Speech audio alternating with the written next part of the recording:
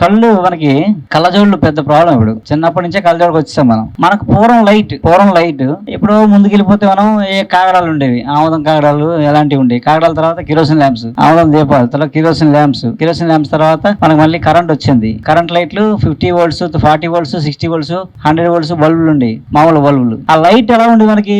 పసుపు రంగు ఎరుపు రంగు కలిసి ఉండేది, అంతేనండి. పొద్దున్నే సూర్యోదయం అయినప్పుడు సన్ లైట్ ఎలా ఉంటది? ఇప్పుడు కూడా అలా ఉంటది, పసుపు ఎరుపు కలిపిన కలర్ లో ఉంటది ఆ లైట్ మనం చూసినంత సేపు మనకు 90 ఏళ్ళైనా కంటి చూపు మందగించదండి. ఆ లైట్ మన కంటికి ఇంపుగా ఉంటది అనమాట, మన కంటి చూపు మెరుగుపరుస్తుంది. అందుకే దేవుడి దీపం ఇవన్నీ కారణం అనమాట. మనం అలా లైట్ చేసిన తర్వాత ట్యూబ్ లైట్కి వచ్చాం, వైట్ లోకి వచ్చాం. అక్కడి నుంచి మనకు స్టోరీ మొదలైంది. అంటే లైట్ మనం ఫుల్ వైట్ లైట్ లోకి వచ్చాం. ఈ తర్వాత ఇప్పుడు ఎల్ఈడీస్కి వచ్చాం, అంతే కదా. స్ట్రీట్ లైట్ అంటే ఎల్ఈడీసే. ఈ ఎల్ఈడీస్ లైట్లు ఎలా ఉంటుంది అంటే గ్లేజింగ్ ఉంటుంది. ఒకసారి ఆ లైట్ చూసిన తర్వాత మనం ఏం కనపడదు, అంత బ్లాంక్ అయిపోతుంది, అంతేనా, మబ్బుగా అయిపోతుంది. అంటే వెరీ డేంజరస్ లైట్ అది.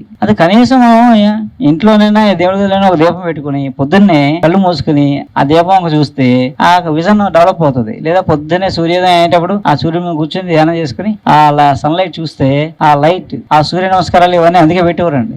అది మనం ఆ కరెక్ట్ లైట్ మనం చూడలే.